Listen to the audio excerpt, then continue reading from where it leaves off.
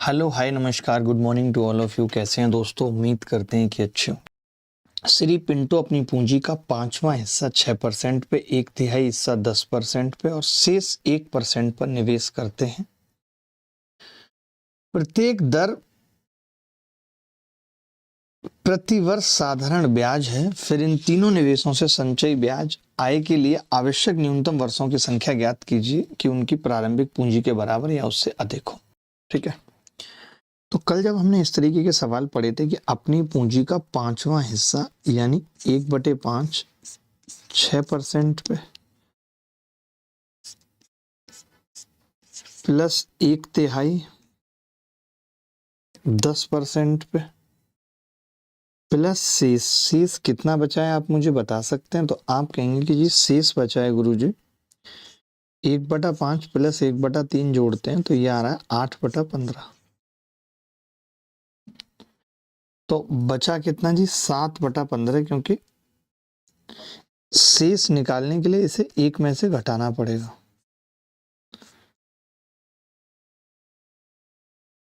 सात बटा 15, ठीक है, ये होगा जी 7/15 1%। ये ओवरऑल ब्याज आ जाएगा यहां से कि ओवरऑल ब्याज कितना मिल रहा है, ओवरऑल रेट आ जाएगी। ठीक है जी,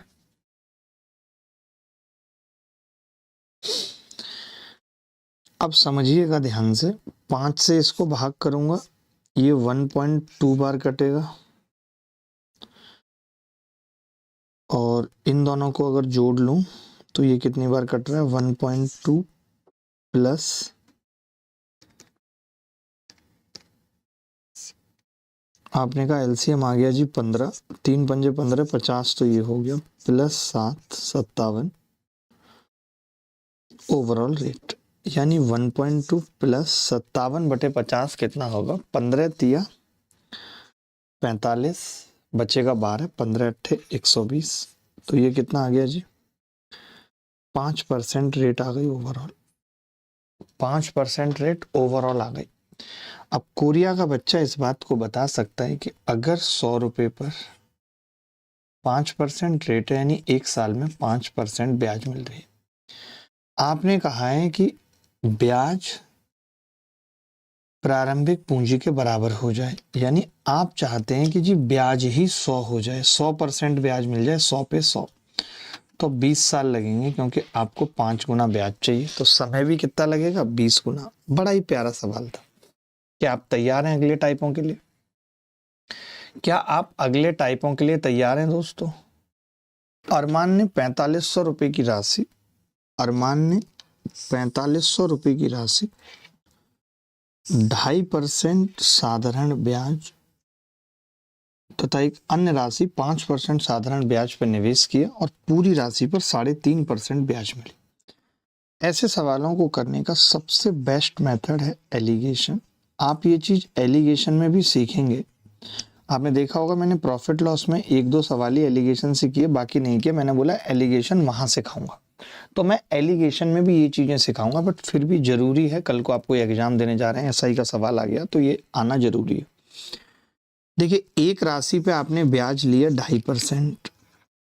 एलिगेशन का मतलब ही है एवरेज के कॉन्सेप्ट पे एलिगेशन लगता है। तो आपने 2.5% पे लिया, 5% पे लिया, तो ओवरऑल जो ब्याज का दर है वो आया है जी 3.5%। कह सकते हैं आप 3.5% आया है। अब आप मुझे बताइए, अगर ये 3.5% आया है तो मुझे यहाँ से ये पता चल जाएगा कि आपने किस अनुपात में पैसा दिया है। तो 5 में से 3.5 गए, 1.5 बच गया, और 3.5 में से 2.5 गए, 1 बच गया। यानी मैं ये कह सकता हूँ कि आपने अगर पहले में 1.5 रुपया दिया है, 2.5% पे अगर आपने 1.5 रुपया दिया है तो आपने 5% पे 1 रुपया दिया है। सिंपल सी बात है। इसका मतलब यही है कि अगर आपने 2.5% पे 1.5 रुपया दिया है तो 5% पे अगर आप 1 रुपया देंगे तभी ऐसा हो सकता है कि ओवरऑल ब्याज 3.5% निकल के आएगी। आपने कहा कि जी हमने 2.5% पे 4500 दिए, 4500। आप देख रहे हैं 15 या 45, 3000 की गुणा हो रही है। एक की वैल्यू कितनी आ गई 3,000। इन्होंने टोटल पैसा पूछा है 7,500 हो गया, क्योंकि टोटल का मतलब 4500 उसने दिए थे कुल रकम, 3,000 इसने दिए हैं, टोटल कितना आ गया 7,500। यही उत्तर है।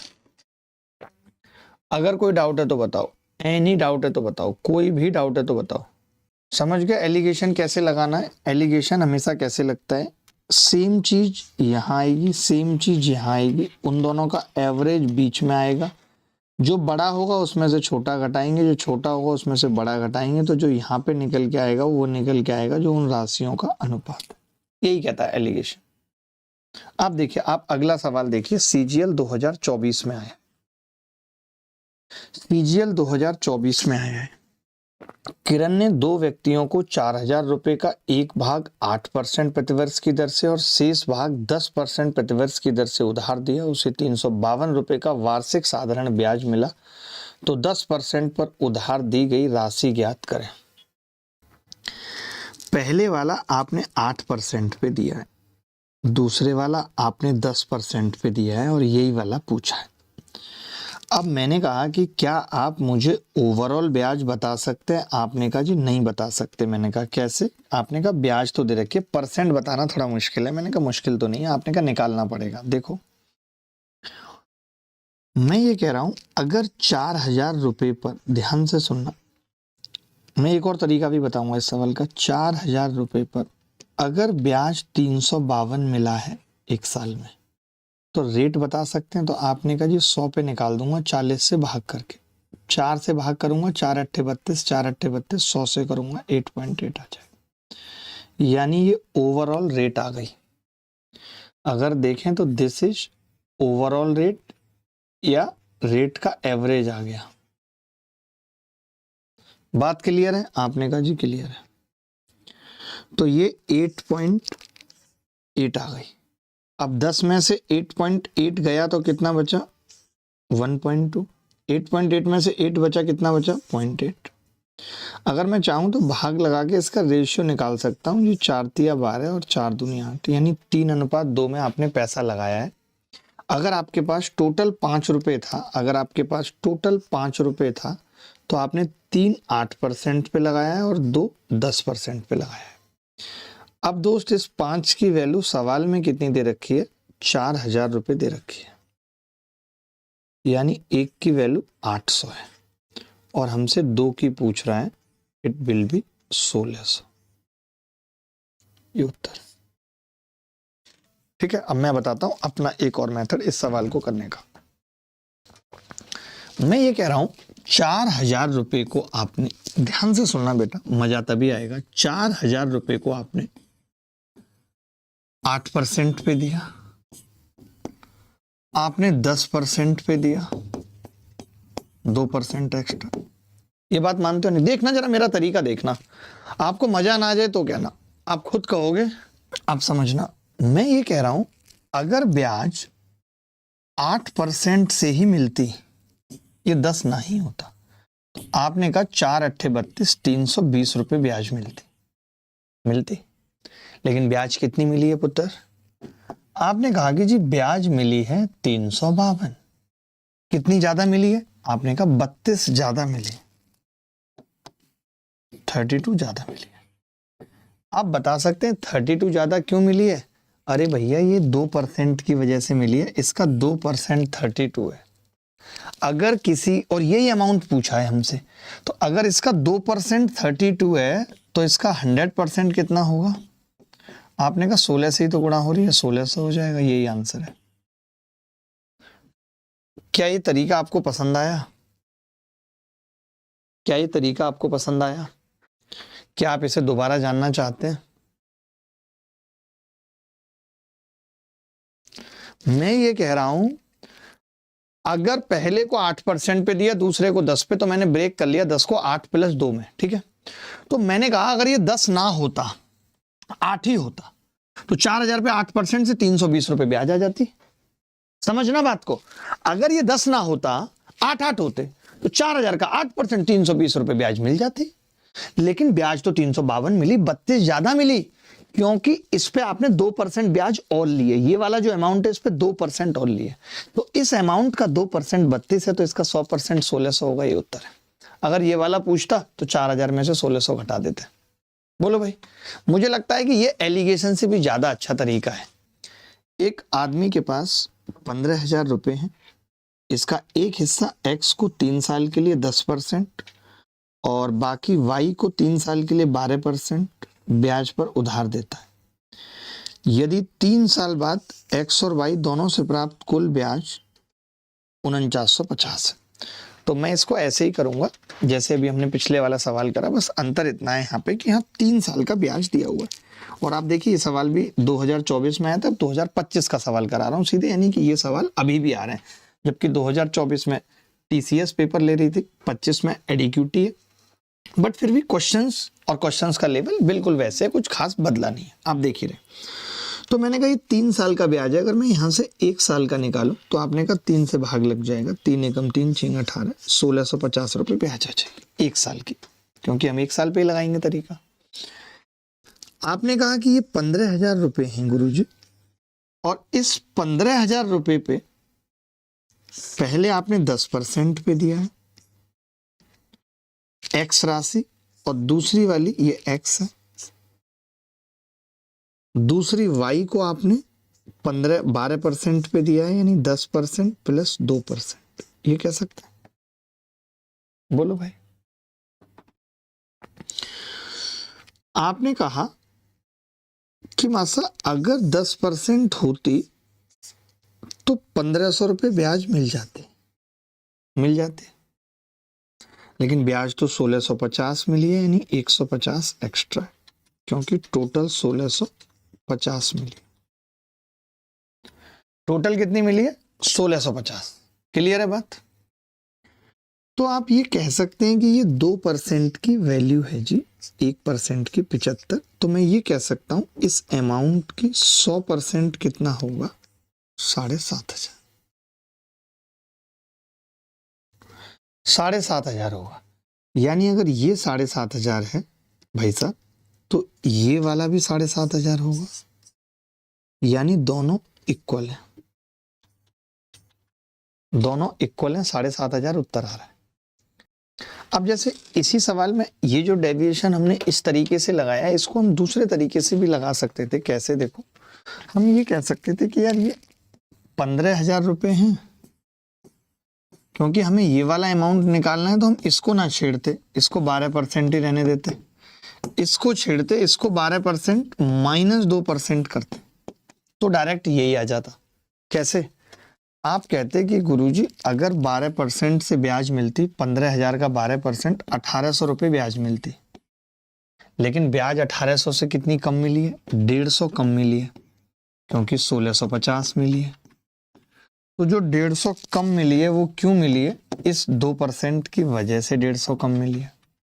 तो 2% की वैल्यू इसकी 150, यानी 1% 75, तो इसका 100% 7,500 डायरेक्ट आ जाता। वो तो कोइंसिडेंस है कि ये दोनों बराबर हैं, तो डायरेक्ट आ जाता। हम ये माइनस भी कर सकते हैं प्लस की बजाय। इस सवाल में अगर एलिगेशन लगाना होता, इल्जाम लगाना होता, तो क्या करते? तब हम देखते कि यार 15,000 पे 1650 ब्याज मिल रही है, तो 100 पे कितनी मिलेगी? आपने का 150 से भाग कर दिया 1 साल में, 15 एकम 15, 11% ओवरऑल रेट आ जाती, ओवरऑल रेट आ जाती 11%। अब एलिगेशन लगाना आसान था, पहले वाला 10% पे दिया, दूसरे वाला 12% पे दिया, मिला के रेट आई है 11%। 12 में से 11 गया 1, 11 में से 10 गए 1, तो ये 1:1 आ गया, यानी आपने दोनों पैसों को इक्वली दिया है। तो 15,000 है, इसका मतलब 7,500 उत्तर है। आपने इक्वली डिवाइड किया है, तो इस एक की वैल्यू भी 7,500 और इस एक की वैल्यू भी 7,500, दोनों की वैल्यू 7,500 है। हम इस सवाल को एक और मेथड से कर रहे हैं, ना चाहते हुए भी।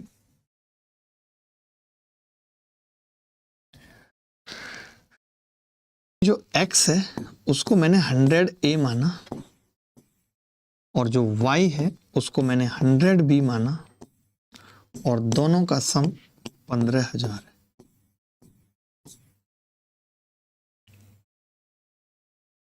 दोनों का सम 15,000 है। ठीक है, अब आप देखेंगे कि x को 3 साल के लिए 10% पे दिया गया है, तो मैंने तो 1 साल का ही ब्याज निकाल लिया। आप चाहो तो 3 साल का निकाल लो सीधे। तो आप लिखोगे जी 30A प्लस इस पे 3 साल का 12% से 36B 4950, ये दिया हुआ है 4950। मैंने क्या किया, 3 से भाग लगाया तो ये आ रहा है 10A प्लस 12B बराबर 3 एकम 3 छिंग 18, 3 से भाग लगाया। तो अब जरा देखना, अगर 10 से लगा दूं इसको, केवल एक एक जीरो काटूं, तो इसमें से इसको घटा सकता हूं ताकि 10A से ये 10A कट जाएगा। 12B में से इसमें से इसको घटाना है, 12B में से 10B घटेगा 2B, 2B बराबर 150 आ जाएगा, B बराबर 75 आ जाएगा। B 75 है, आपसे x को दी गई राशि पूछ रहा है। अगर B 75 है तो अब हमें AB निकालना पड़ेगा, या हम y निकाल देते हैं। चलो पहले तो आपने कहा y इस हिसाब से 7500 आ रहा है। अब टोटल तो 15,000 है, तो फिर x भी कितना आ जाएगा 7500। आप समझिए यही चीज ट्रिक में कर रहे हैं। ट्रिक में हम कुछ नया नहीं कर रहे। यहाँ पे 2% है, ये रहा, ये 2% 150 के बराबर आ रहा है। यहाँ पे वही 2B 150 के बराबर आ रहा है, B 75 के बराबर आ रहा है। तो बात वही है, वो दिमाग में सोच लीजिए, चाहे उसको A और B लिख दीजिए, जैसे चाहे, आपके ऊपर है। देखिए 8,000 रुपये पर 8,000 रुपये पर 8,000 रुपये पे 2 साल में ना 720 रुपये ब्याज मिलता है। मैंने देखा जी 100 पे कितना मिलेगा, तो आपने कहा 9 मिलेगा जी, और 1 साल में तो 9 बटा 2 4.5 ही मिलेगा। यही rate of interest, 4.5% rate of interest. ठीक है, अब समझना, मैंने एलिगेशन लगाया कि पहले तो आप योजना में तो 5% से और दूसरी वाली में 4% से, और ओवरऑल जो ब्याज है आप याद भी रख सकते हैं कि अगर ब्याज बिल्कुल मिडिल में आ गई, इसका मतलब आधा आधा पैसा दिया है, 4,000 रुपये उत्तर आ जाएगा। सीधी सीधी बात है, क्योंकि मिडिल में आने का मतलब ही है 5 और 4 के मिडिल में कि ये 0.5 और ये भी 0.5, यानी 1:1। आपने इक्वल पैसा डाला है, इक्वल 4,000 यहाँ, 4,000 यहाँ। चलिए अब कुछ और सवाल देखिए। बात क्या है ना कि एलिगेशन इसलिए भी सिखाना जरूरी है कि वो अलग मेथड है। जैसे आप कहते हैं ना एक्स मान के, मैं देख रहा था एक गुरुजी हैं बहुत बड़े और नामी ग्रामी हैं, उनका ये वाला सवाल का तरीका देख रहा था मैं। भाई 1.5 पेज पी गए वो इस सवाल में। एक्स 10,000 माइनस एक्स फलाना ढिमका ये वो, ये सब की कोई जरूरत नहीं होती। आप सवाल पढ़िए, एलिगेशन लगाने की कोशिश करिए, मैं बताता हूँ। आप कोई बेसिक चाहेंगे, मैं वो बेसिक भी आपकी छाती पे फेंक के मार दूंगा, और बाकी करिए इसको। सवाल क्या है, पहले सवाल समझते हैं। मुझे तो सदमा ही हुआ था। P, Q और R 21% की रेट पे, 39% की रेट पे और 13% की रेट पे। ठीक है, P को हमने 21% की रेट पे दिया, Q को 39% पे, R को 13%। साधारण ब्याज 10,000 रुपए का निवेश किया। योजना Q में निवेश की गई राशि योजना R में निवेश की गई राशि का 30% है। Q में निवेश की गई राशि R में निवेश की गई राशि, यानी R में अगर मैंने, इसका मतलब ही होता है 3/10। अगर आपने इसमें 10 रुपए निवेश किए हैं तो आपने इसमें 3 रुपए निवेश किए। 2 वर्षों में 4,000 रुपए का ब्याज अर्जित हुआ है। ओवरऑल ब्याज, ओवरऑल ब्याज कितना है, तो आप कहेंगे कि जी 2 सालों में 4,000। एक साल में 2000 और ये 10,000 पे हुआ है। यानी अगर मुझसे कोई ओवरऑल रेट पूछे, तो मैं बता दूंगा जी 20% रेट है ओवरऑल। ठीक है भाई, कोई मुझसे रेट पूछे तो मैं बता दूंगा ओवरऑल रेट है 20%। ठीक है, मैं बस आपसे एक बात पूछ रहा हूं, अगर मैं क्यू और आर की ओवरऑल रेट निकालना चाहूं तो वो क्या होगी? तो आपने कहा कि जी वो एलिगेशन से भी निकल सकती है। अब मैं अलग अलग करके बताऊंगा। मैं ये कह रहा हूं क्यू और आर की कंबाइंड रेट कोई पूछे, लाइक कोई मुझसे यहाँ कोपचे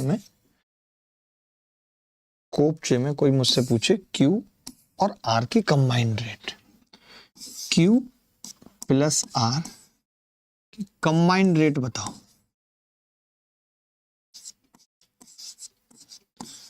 तो आपने कहा कि जी बड़ा सिंपल है बताना। कैसे? 3 रुपए 39% की रेट से, 10 रुपए 13% की रेट से, और टोटल रुपए कितने हैं? 13 पे बताने। या आप सोच रहे होंगे ऐसा तो गुरुजी कभी आपने कुछ बताया नहीं है। तो मैंने कहा मैंने वही किया है, आपको बस दिख नहीं रहा। कैसे? देखो, मैं कह रहा हूं टोटल रुपए कितने हैं? 10 और 3 13, 13 में 3 पे 3/13 पे रेट कितनी है? 39%। ये तरीका तो सिखाया है, ऐसा नहीं मैं कोई नए तरीके बताता हूँ, जो सिखाया वही लगा रहा हूँ। 10/13 पे 13%। जिस बेसिक की बात कर रहे हैं ना, उसकी जिंदगी में कभी जरूरत नहीं है, वो सिर्फ और सिर्फ टाइम लॉस है। जिस बेसिक की आप बात कर रहे हैं ना, वो सिर्फ टाइम का लॉस है।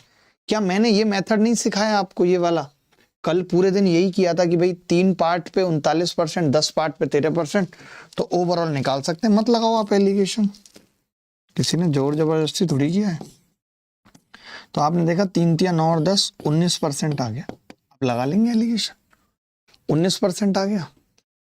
अब अभी मैंने आपको एक बात बताई कि यार अगर बीच में आ जाए, जैसे P एक बंदा है, Q और R एक बंदे हैं, आप कह रहे हो कि इसने 21% पे दिया पैसा, Q और R की 19% है, आप ओवरऑल कह रहे हो दादा 20%, यानी बीच में। तो बीच का मतलब तो मैंने ये बताया ना अभी कि दोनों पे इक्वल पैसा दिया, यानी 5,000 इस पे दिया है, 5,000 Q और R पे दिया है। हमसे तो P का पूछ रहा है। तो इससे ज्यादा सरल क्या हो सकता है? मुझे बता दो आप, इससे ज्यादा सरल कुछ हो सकता है तो आप मुझे बताओ।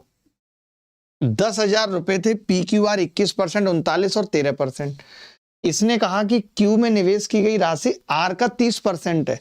हम परसेंटेज में 30% को 3/10 नहीं लिखते, ये बेसिक नहीं है। यानी 10 रुपए अगर आर में लगा रहे हो तो 3 यहां पे लगा रहे हो। अब कल वाले मेथड पे चलते हैं कि अगर क्यू में 3 रुपए पे 39%, 10 पे 13, तो मैंने कहा टोटल रुपए हैं 13 में 3 हिस्से पे, यानी 3/13 पे तो ब्याज का परसेंट है 39, और 13 में 10/13 पे 13%, तो ओवरऑल ब्याज 19% आ रही है क्यू और आर पे। मैंने कहा कि जी ओवरऑल ब्याज तो 2 साल में 4,000 मिली, 1 साल में 2,000। पूरे सिंपल इंटरेस्ट में बेसिक केवल एक ही बात है, 100 रुपए पर 1 साल में मिलने वाले ब्याज को रेट कहते हैं। बस, इसके अलावा कोई बेसिक बात नहीं है। यही असली बेसिक यही है। लोगों को गलत गुमराह किया गया है, वो भी मास्टरों द्वारा, कि एक्स मानोगे तो बेसिक है आरएस। और तुम लोगों ने भी अपने 10th 12th 9th में क्या किया है? वही एक्स मान के सवाल किए हैं। इसलिए तुम्हें भी ये लगता है कि वही बेसिक है, जबकि वो बेसिक नहीं है। बेसिक ये है कि मैंने कहा P का ब्याज रेट 21%, Q और R का 19 और ओवरऑल 20। या तो एलिगेशन लगा लेते 20 तो भी एक एक आ जाता। ऐसा तभी संभव है जब इन दोनों में बराबर पैसा डाला गया है, क्योंकि ब्याज बीच में। अभी पीछे यही तो बताया था मैंने आपको, 2 बार बता दी ये वाली बात। सेम कैसे? मैंने कहा कि 10 और 12 और बीच में आ गया 11, यानी पैसा बराबर 7500। यहां पे देखो 5 और 4, बीच में 4.5, यानी पैसा बराबर आ गया 4,000। 21 और 19, बीच में 20, यानी पैसा बराबर आ गया 5 और 5। मैं बड़े सीक्वेंस से सवाल लगा के लाता हूं, मैं खुद बनाता हूं अपना कंटेंट। Q प्लस आर वाला एक बार बता दीजिए, मैं बिल्कुल अलग से बताता हूं उसको। ये अच्छी बात है आपने कही। देखो Q था जिसका 3 हिस्सा था, एक आर था जिसका 10 हिस्सा था, तो मैं ये कह सकता हूँ कि ये 3/13 हिस्सा है और ये 10/13 है, क्योंकि 13 में ये 3 है। आप कह रहे हो इस पे 39% ब्याज है और इस पे 13% ब्याज है, तो हम कैसे निकालते थे? याद करो, कल बताया था कि 3/13 गुणा 39, 9% तो ये आ गई। 10/13 गुणा 13, 10% ये आ गई। 19% ओवरऑल ब्याज है। आपको लगता है कि मास्टर मुझे ऐसे समझ में नहीं आ रहा, मैं एलिगेशन लगा सकता हूँ, तो आप क्यू और आर पे एलिगेशन लगा सकते हैं। ये 3, ये 10, ये 39%, ये 13%। अब आपको ऐसा कुछ बीच में लाना है दोस्त कि 3 और 10 यहाँ पे आए। तो जब एलिगेशन सीखेंगे तब आपको बताया जाएगा कि ये जो इनके बीच का गैप है 26, यही डिवाइड होता है 3 और 10 में, यानी 6 और 20 में। तो यहाँ पे क्या रहा होगा कि 39 में से घटाया होगा तो 20 आया होगा, 19, और 19 में से 13 घटाया होगा तो 6 आया होगा, तो ये 19% ओवरऑल रेट ऑफ इंटरेस्ट है।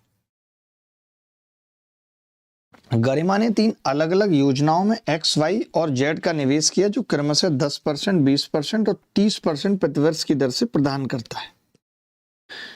1 वर्ष के बाद 2000 रुपये ब्याज अर्जित करती है। यदि एक्स, वाई और जेड समांतर श्रेणी में है और एक्स, वाई और जेड का योग 9000 रुपये है, तो एक्स और जेड के बीच का अंतर ज्ञात कीजिए। गरिमा ने 3 अलग अलग योजनाओं में एक्स, वाई और जेड रुपये निवेश किया, 10%, 20% और 30%। 1 वर्ष के बाद 2000 रुपये ब्याज अर्जित करती है। एक्स, वाई, जेड समांतर श्रेणी में है, एक्स, वाई, जेड का योग 9000 है। वाह। अब देखिए समांतर श्रेणी का मतलब क्या होता है, तो आप कहेंगे कि जी 2y बराबर जेड प्लस एक्स होगा। 2y बराबर z plus x. X, y, z का योग कितना है? 9000 है। और 1 वर्ष के बाद टोटल ब्याज कितनी मिल रही है? 2000। क्या उत्तर आ रहा है? देखो बड़ा सिंपल है, इस सवाल में कुछ खास है नहीं, आप सब अच्छे तरीके से जानते हो। अब इसमें मैं क्या बेसिक लूँ, मतलब मेरी समझ में नहीं आती कि यार x plus y plus z बराबर 9000 है, और ये कोई लोग जानते होंगे, कई नहीं, कि अगर समांतर श्रेणी में होता है इसका मतलब है बीच वाला 2y, बीच वाला बात के दोनों का एवरेज होता है। मैंने यहाँ से z प्लस एक्स को 2y रखा, तो ये 3y की वैल्यू 9000 आ गई, यानी मुझे y तो पता ही चल गया भाई कि 3000 है। अगर इस सवाल में y पूछता तो मैं सीधे कह देता यार 3000 है y, कह सकते थे। तो बस मुझे अब आप ये बता दीजिए कि y पे मैं कितना बेसिक चलता हूं। मैं ये सवाल, आप यकीन माने, मैं किसकी कसम खा के कहूँ, आप लोग मेरे इतने प्रिय हैं, एसएससी की कसम खा के कहता हूँ कि मैं सच में इस सवाल को पहली बार देख रहा हूँ, बट मेरा फिर भी दिमाग नहीं चलता वैसे कि मैं 100x मानूं, 100y मानूं, XYZ मानूं, नहीं चलता मेरा दिमाग बिल्कुल नहीं चला। नया सवाल था, मैंने देखा अच्छा 2y जेड प्लस एक्स है, तो मैंने कहा तीनों का जोड़ 9000 है, y निकाल लेता हूँ 3000। मेरा दिमाग यहीं तक चला। अभी जब तक मैंने 3000 निकाला तब तक मेरा दिमाग वहीं तक चला। तो आपने कहा कि y कितना है जी? 20%, और 20% का मतलब हो गया 3000। फिर भी आप कह रहे हो तो मैं सीट देखूंगा और कुछ मुझे लगेगा तो मैं इंक्लूड करूंगा 3000। अब आप एक बात बताइए, 3000 पे 20% से ब्याज कितना मिल जाएगा? आपने कहा 600 रुपये। अब सवाल पता है कितना रह गया? पैसा बचा है 6000 टोटल, और 6000 पे 10% की रेट से एक्स को दिया है, जेड को दिया है 10% प्लस 30%, 20%, सॉरी, ठीक है। अब ये बोल रहा है गुरु कि ब्याज टोटल 2000 था, तो 1400 ब्याज मिला है। 6000 पे 1400 ब्याज मिला है। ये बात समझ गए 1400 कैसे आया? क्योंकि 600 और 1400 मिला के 2000 टोटल ब्याज है। तो मैं ये बोलूंगा बच्चों को, आपने कहा कि जी ये 10% और 10% है, यानी 6000 का 10% कितना हो गया? 600। 6,000 का 10% कितना हो गया 600। ब्याज कितना मिला है तो आपने कहा जी 1400 यानी 800 मिला है एक्स्ट्रा। वो 800 क्या है, वो इस 20% की वैल्यू है। तो फिर जेड का 100% कितना होगा, आपने कहा 4,000। अगर जेड 4,000 है तो यहां से एक्स कितना आ जाएगा 2,000। मैंने कहीं कोई मेथड उलूल जुलूल नहीं लगाया, सीधे बेसिक से ही इस सवाल को निपटा दिया। मेरे लिए यही बेसिक है। गलत किया है तो बताओ। पहली बार देखा था मैंने सवाल, जैसे जैसे बोल रहा था मैं वैसे वैसे करता रहा, मेरे को कहीं जरूरत ही नहीं पड़ी एक्स वाई जेड मानने की। तो चलिए ये अगला सवाल। अब देखना मैं यहाँ पे कैसे सोचना सिखाऊंगा आपको। आप ये सवाल पढ़िए जरा, ये सवाल पढ़िए। पी साधारण ब्याज पर 7,000 रुपए बैंक से उधार लेती है। 3 साल बाद वो बैंक को 3,000 रुपए देती है और उधार लेने वाली दिनांक के 5 साल बाद 5450 रुपए देके अपना खाता बंद कर देती है। ब्याज की दर क्या होगी? एक्स मान के भी बताऊंगा, आप खुद डिफरेंस फील करोगे कि क्यों नहीं मानना है एक्स। मैं एक्स जब भी बताता हूं तो ये इंटेंट के साथ बताता हूं कि आप इसे मानना भूलें। अब मैं पहले ना इन बच्चों के हिसाब से ही पढ़ा रहा हूं, क्योंकि अब क्या बोलूं, बस 7,000 रुपए पे 3 साल तक R% से ब्याज चला, ठीक है।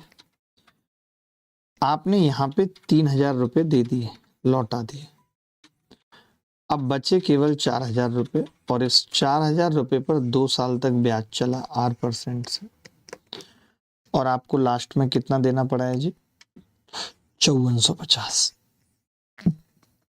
तो मैं ये कह रहा हूं, आपने 3,000 तो 7,000 में से 3,000 यहां चुका दिया था और फिर 4,000 बचा था, उसको 5450 चुकाया है। यानी आपने ब्याज कितना दिया है? अगर मैं आपसे पूछूं ब्याज, आप बोलेंगे जी 1450 दिया।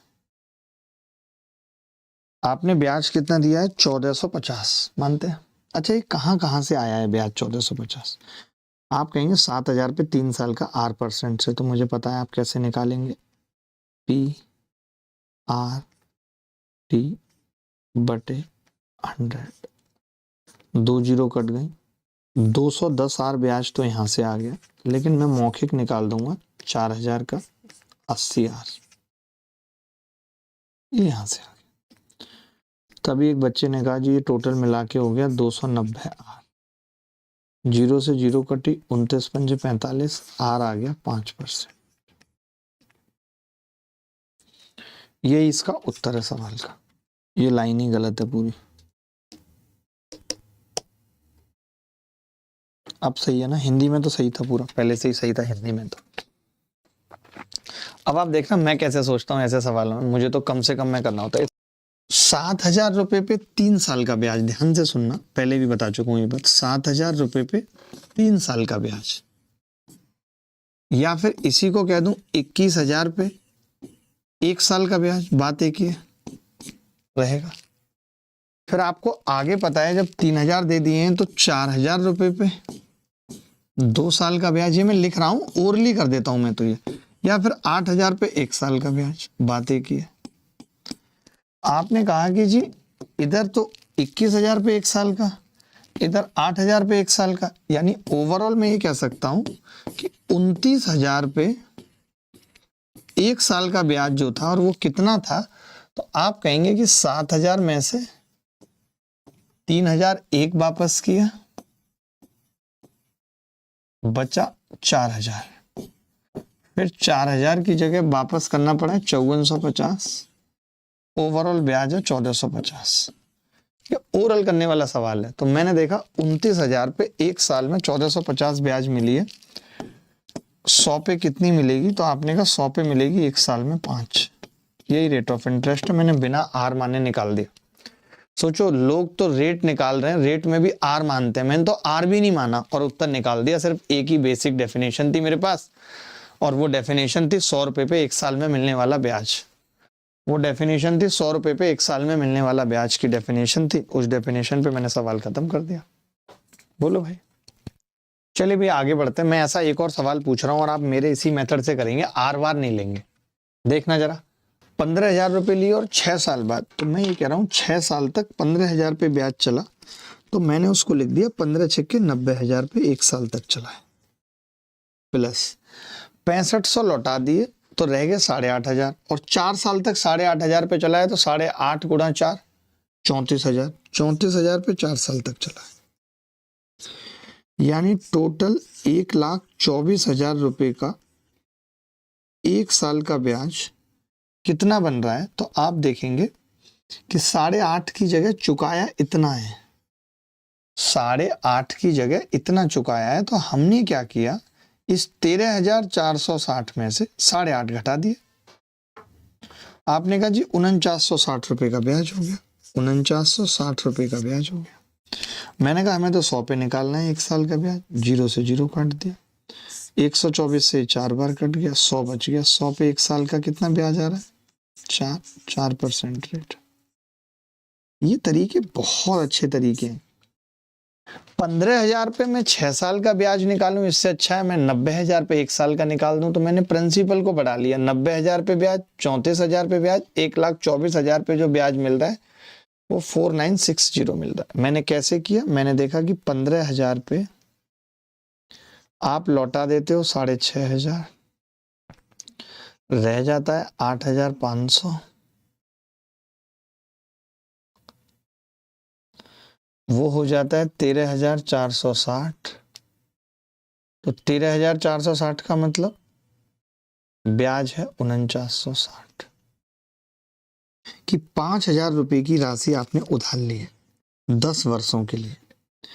ब्याज की दर पहले 2 साल के लिए 6% है, अगले 2 साल के लिए 8% है, और 4 वर्ष से बाद 10%। ठीक है, 4 वर्ष के बाद, 4 वर्ष के बाद का मतलब टोटल मामला तो 10 साल का है ना, तो 6 साल बच गई। 4 वर्ष के बाद था, 4 इयर्स बाद, तो 6 साल बच गई। ठीक है भाई, तो मैं ये कह रहा हूं कि यहाँ पे कितना ब्याज आएगा आप बताइए। आपने कहा जी 12% आएगा, तो आप 5,000 का 12% निकालने लगेंगे। मैं नहीं निकालूंगा, मैं एक साथ निकालूंगा, 16% निकालने लगेंगे। 10 छीन 60% आएगा। तो मैंने देखा कि जी टोटल ब्याज कितना परसेंट आ रहा है, तो 12, 16, 28, ये 88% ब्याज आ रहा है। तो मैंने पता मन में क्या किया, 12% निकाल के 5,000 में से घटा दिया, क्योंकि 12% ही तो कम है, नहीं तो ब्याज तो 100% है। तो 600 घटाया तो 4400 सीधे आ गया। बच्चे क्या करेंगे, वो 5,000 का 88% निकालेंगे। कोई मुसीबत थोड़ी है 88% निकालने में भी, वो भी आसान चीज है, बट ओरली नहीं कर पा रहे थे। 0 88 से गुणा करेंगे 4400 आ जाएगा। मैं ये कह रहा हूं मैंने कैसे निकाल दिया था मन में, वो देखो आप। मैंने क्या कहा कि यार 5,000 का 100% ब्याज होता तो 5,000 होता, लेकिन 12%, 12 में 5 60, 600 कम है तो 4400 हो गए। मैं ऐसे मन में सोच लेता हूँ, यही चीज आपको भी सोचना सिखा रहा हूँ। अब 88% जैसे आपने देखा था तो आपको ये भी समझ में आ गया था कि 11 का मल्टीपल है, समझ में आ गई थी बात। और 11 का मल्टीपल केवल एक ही ऑप्शन में, तो आप नहीं भी निकालते तो भी आप उत्तर बता सकते थे, कोई बड़ी बात नहीं थी। एक व्यक्ति ने 2 वर्ष के लिए 4,000 रुपये, 4 वर्ष के लिए 5,500 और 6 वर्ष के लिए 1,200 रुपये जमा किए। 4,000 रुपये 2 वर्ष के लिए, तो मैंने इसको 1 वर्ष किया और इसको 8,000 कर दिया। 1 वर्ष के लिए 8,000, इसको 1 वर्ष किया 22,000 कर दिया। 1 वर्ष के लिए 22,000, इसको 1 वर्ष किया 7,200 कर दिया। तो मैंने देखा कि 8, 7, 15,000 और 22,000, 37,200, 37,200 रुपये मैंने 1 साल के लिए निवेश किया है। तो ब्याज आ रही है 1,860, रेट पूछ रहा है। तो मैंने कहा 372 से भाग कर देंगे। आपने कहा सीधे 5 बार कट रहा है गुरुजी। ये जो मैं 1 वर्ष बना ले रहा हूं उसको, वो चीज बढ़िया नहीं लग रही है आपको कि 1 साल के लिए 8,000 पे, 1 साल के लिए 22,000 पे, 1 साल के लिए 7,200 पे, 1 साल के लिए 37,200 पे 1,860 रुपए ब्याज मिल रही है। रेट ऑफ परसेंट क्या हो गया? 5% हो गया। गलत कह रहा हूं तो बताओ, गलत कह रहा हूं तो बताओ। ये सवाल देख लीजिए, CGL 2024 में ही आया है, कोई बहुत पुराना सवाल नहीं है। ये तो किसी एग्जाम में नहीं आया था, हमारा ही बनाया हुआ सवाल था। ये देख लीजिए, देखो भाई, रमेश के पास 18,000 रुपए हैं, उसने एक बैंक में 5% की दर से 7,000 रुपए, 18,000 में इसने क्या किया है, 7,000 रुपए 5% की दर से, और दूसरे बैंक में 6% की दर से 6,000 रुपए।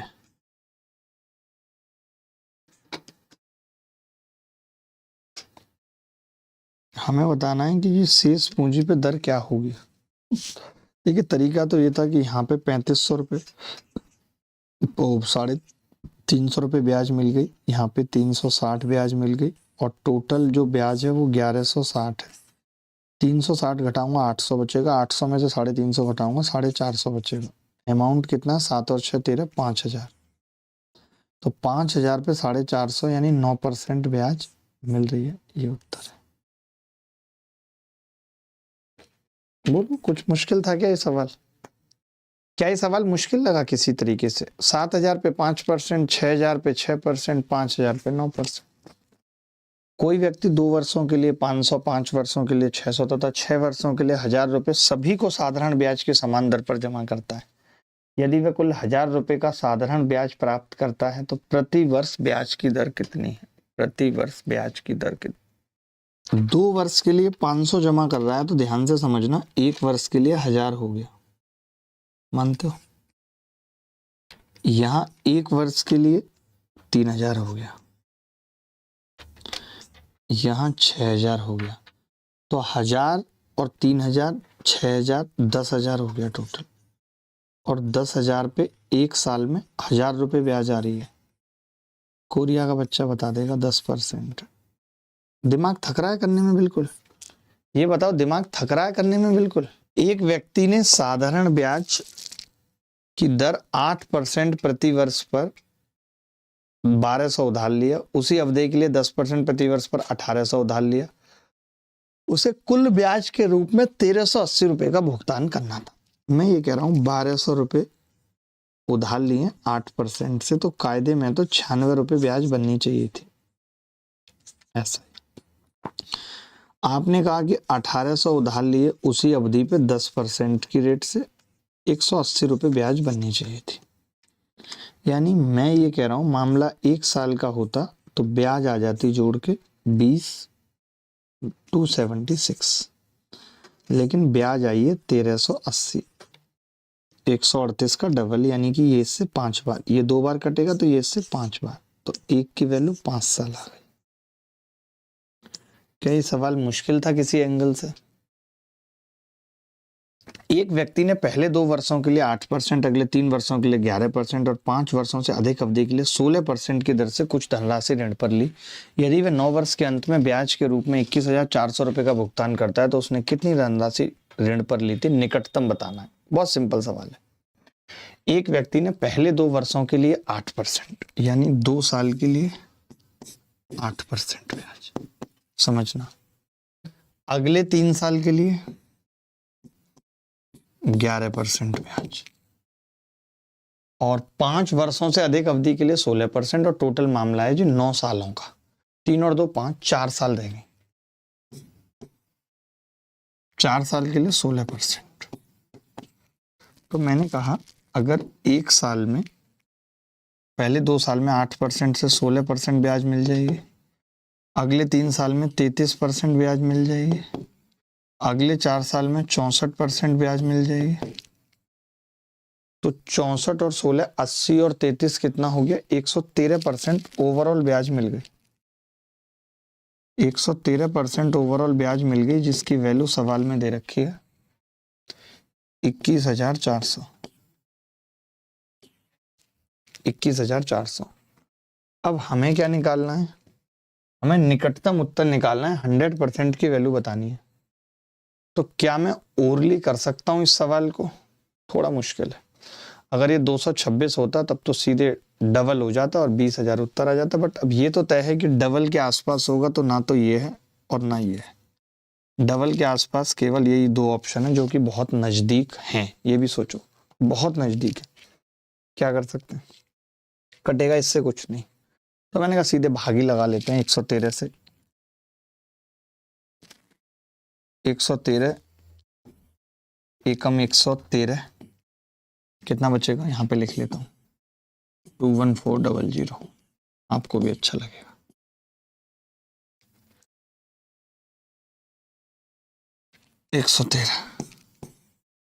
113 एकम 113। यहाँ पे ना मैं सोच नहीं रहा हूं कि एक बार जाएगा, मुझे पता है कि 1 और 8 तो आना ही है, तो सोचने की जरूरत नहीं है। 8 भी आना है क्योंकि ऑप्शन में ही ये है 8। 0 उतार ली, 0 जाएगी 8 दिया, 13 8 104, 904। 904 का मतलब कितना हो गया जी, 106। फिर 0 उतार ली, तो फिर आप कहेंगे कि जी अब फिर से भाग जो जाएगा वो 9 बार जाएगा। फिर से 9 बार पता लग गया अब तो, और जैसे ही 9 बार जाएगा तो मैं समझ गया कि उत्तर डी आएगा। पूरा जाने की जरूरत ही नहीं है। यही तो अल्ट्रा कैलसी है कि पूरा जाने की जरूरत नहीं है। 1 8 तक पता था, तीसरा डिजिट बताना था।